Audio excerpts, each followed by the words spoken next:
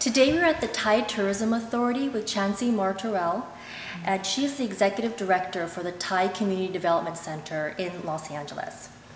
We are going to discuss two issues that affect the Thai community in Los Angeles and throughout the United States: the Census 2010 and human trafficking into the United States. Chancee Martorell serves as a commissioner for the Central Area Planning Commission in Los Angeles. The Thai Community Development Center is a nonprofit organization she founded in 1994 in an effort to improve the lives of Thai immigrants through services that promote cultural adjustment and economic self-sufficiency. She is also the co-founder of the Coalition to Abolish Slavery and Trafficking. Mrs. Chancee Martorell, thank you so much for joining us. You're very welcome. So pleased to be here. Thank you.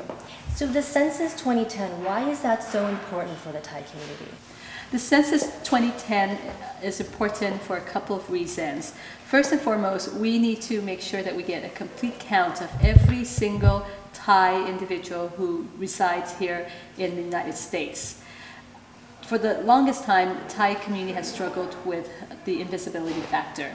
And as such, we are not recognized as a community with a presence, and also a community that is growing maybe 30% every year. We have a relatively high rate of immigration into this country, and we also have growing unmet needs. And these growing unmet needs cannot be addressed unless we are recognized and it is acknowledged that we have a presence, that we exist, because as long as in the eyes of policymakers we are invisible, we continue to be further marginalized and isolated as a community. A lot of undocumented immigrants have been asking me about whether or not they should be worried about filling out the census, and I tell them they're not. Why are they safe?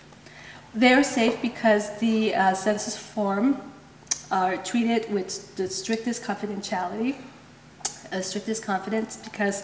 confidentiality because this is the dilemma that we fear, that people who are in this country without status may be afraid to fill out the forms. And so the message that we've been pushing loud and clear is that it's strictly confidential. In other words, they should have no apprehension or fear in filling the form out, and then they should also know that their information is protected and safeguarded. Only the Census Bureau can access that information.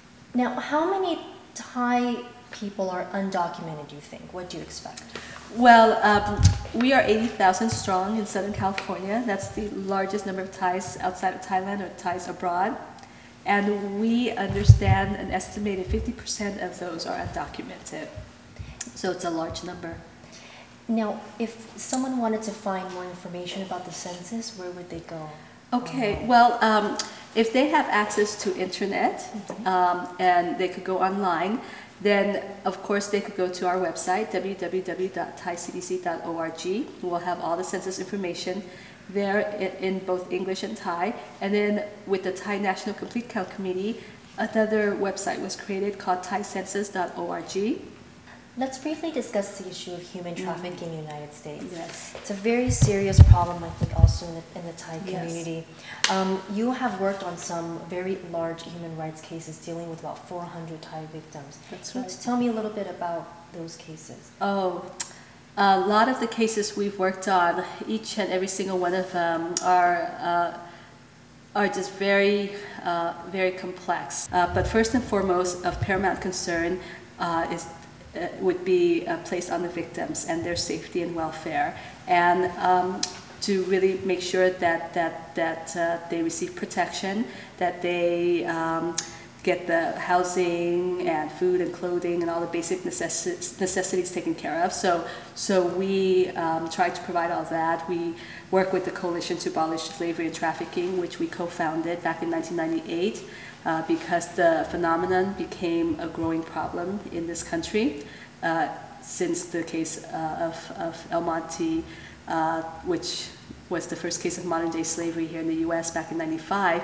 And so with the coalition, we've created a continuum of care network where we've trained other service providers, whether it be a housing provider, a healthcare provider, to understand how to respond when the need arises, when a group of victims are discovered. Chancee Martorell, thank you so much for joining us. You're very welcome. Thank you.